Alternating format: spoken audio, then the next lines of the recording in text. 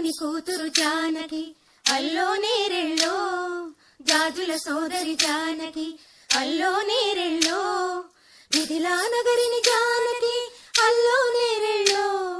ముద్దుగా పెరిగిన జానకి అల్లో నేరెళ్ళో, అందాల రాముని పరిణయమాడి అయోధ్య చేరును జానకి అల్లోనే